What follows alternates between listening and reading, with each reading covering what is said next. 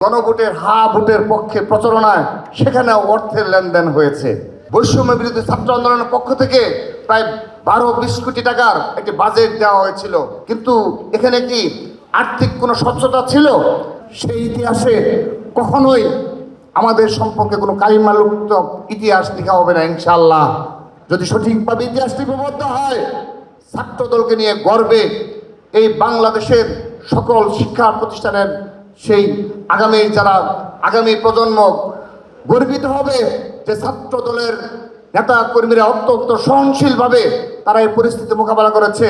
তারা অর্থের পেছনে দৌড়ায়নি, ক্ষমতায় আসার পরও তাদের সম্পর্কে অপকর্মের কোনো হদিশ দিতে পারেনি, যেটি আমরা দিতে পেরেছি 6 আগস্ট থেকে এই বৈষম্য বিরোধী ছাত্র আন্দোলনের ব্যানারে যারা আমাদের সহযোদ্ধা ছিল, জুলাই আগস্ট গণঅভ্যুত্থানে যারা আমরা কাঁধে কাঁধ মিলিয়ে লড়াই করেছি, তাদের সম্পর্কে প্রত্যেকের সম্পর্কে অর্থনৈতিক তছরূপের অভিযোগ এসেছে। আমাদের সম্পর্কে অভিযোগ আসেনি।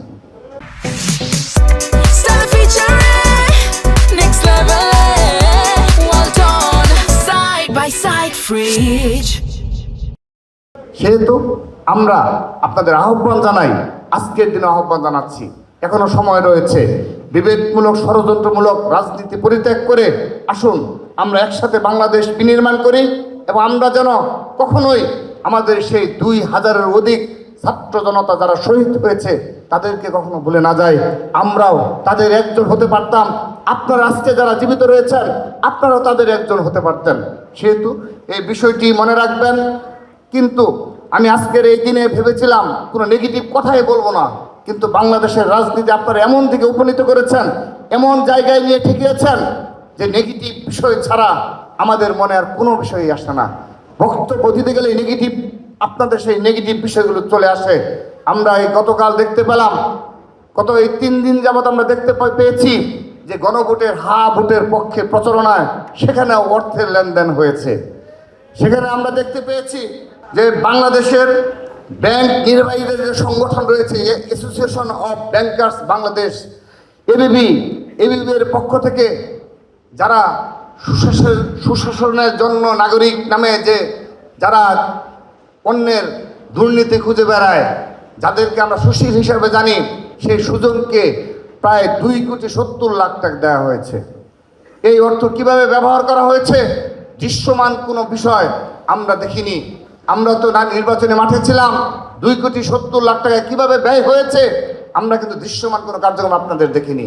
এই ভোটের পক্ষে প্রচারণার জন্য বৈষম্য বিরোধী ছাত্র আন্দোলনের পক্ষ থেকে প্রায় 12-20 কোটি টাকার একটি বাজেট দেওয়া হয়েছিল, কিন্তু যেহেতু তারা নিবন্ধিত নয়, তো পরবর্তীতে তারা স্যাট ফাউন্ডেশন নামে একটা ফাউন্ডেশন করে নতুনভাবে 1 কোটি টাকা তারা পেয়েছে, স্বীকারোক্তিমূলকভাবে জানতে পেরেছি।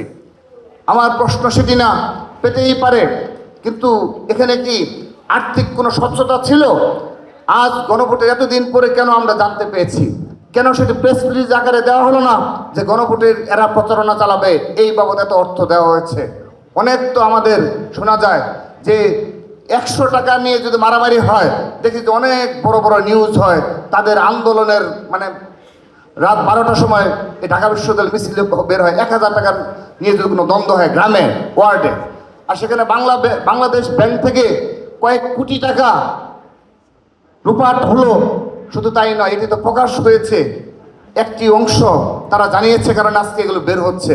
এরকম এই 1.5 বছরে আর অনেক বিষয় রয়েছে যেগুলো জনসম্মুখে আসেনি, কখনো আসবেও না। তারপরও আমরা সব কিছু ভুলে যেতে চাই।